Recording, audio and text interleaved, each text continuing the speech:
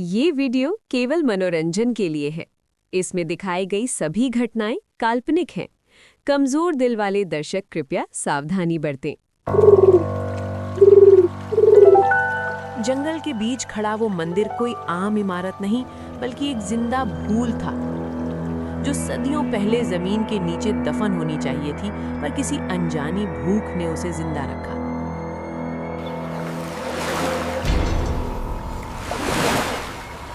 दिन के उजाले में वो बस एक पुराना ढांचा लगता था, जिसमें टूटे स्तंभ और झुकी हुई दीवारें थीं।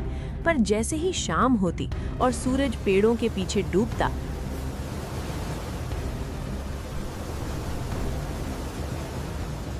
हवा का वजन बदल जाता, जैसे जंगल खुद सांस लेने से पहले किसी की इजाजत मांग रहा हो। पत्तों की सरसराहट धीरे धीरे शब्द बन जाती, और शब्द एक ऐसी प्रार्थना में बदलते जो किसी भगवान के लिए नहीं, बल्कि उस चीज के लिए होती जो मंदिर के अंदर बस रही थी। और जो भी इंसान उस रास्ते से भटककर या किसी अनजानी खींच से मंदिर के करीब पहुंचता, उसे लगता कि पेड़ उसके आने से पहले ही उसे पहचान चुके हैं।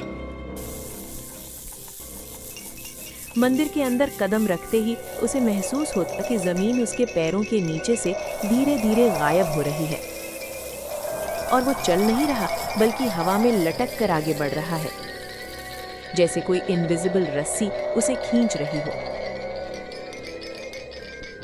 दीवारों पर चिपकी हुई छायाएं उससे उसके ही चेहरे के कई रूप दिखाती। एक चेहरा जो कभी वो था, एक जो वो बनना चाहता था, और एक जो वो बन चुका था, पर जिसे देखकर वो खुद भी डर जाता।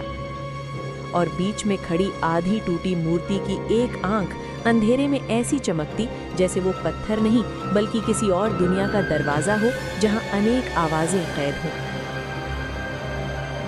उस आंख से निकलती हल्की सी रोशनी दीवारों पर एक लंबी परछाई बनाती, जो धीरे धीरे अपनी ही मर्जी से चलने लगती।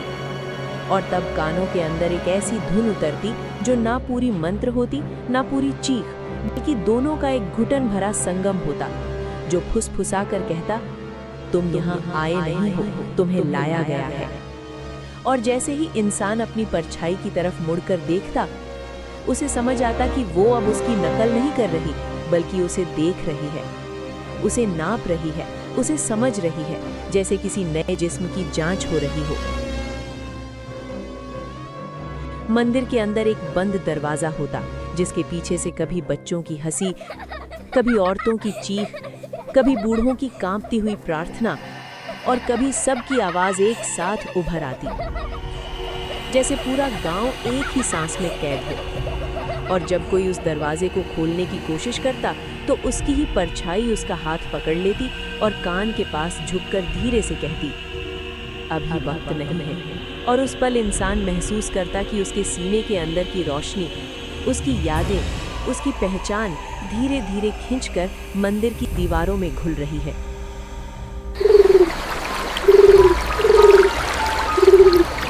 रात के सबसे गहरे पहर जब बिजली चमकती, तो मंदिर के ऊपर एक इतनी विशाल छाया उभर आती, जैसे पूरा जंगल उसकी बाहों में बंद हो गया हो।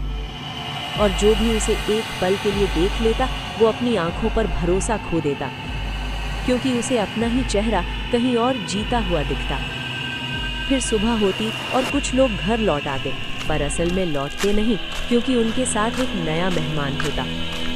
उनकी परछाई जो उनसे पहले चलती, उनसे पहले बोलती, उनके सपनों में मंदिर के भूले हुए देवता की आवाज भर देती, जो धीरे से कहता, तुम अब सिर्फ एक खोखला जिस्म हो। और धीरे धीरे वो इंसान अपनी ही जिंदगी में मेहमान बन जाता।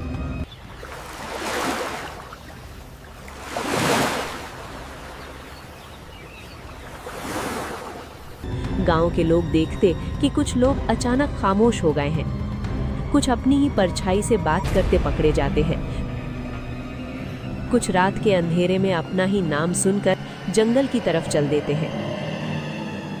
पेड़ों के पत्तों में नए नए चेहरे उभर आते हैं, जो हवा के साथ आंखें खोलकर देखते हैं, जैसे किसी नए शिकार का इंतजार हो। और इसलिए गांव में कहा जाता है कि अगर रात को तुम्हें जंगल के पास कोई तुम्हारा नाम लेकर बुलाए, तो कभी मुड़कर मत देखना, क्योंकि वो आवाज़ तुम्हारी नहीं होगी, बल्कि तुम्हारी परछाई होगी जो मंदिर के लिए एक और जिस्म ढूंढ रही है।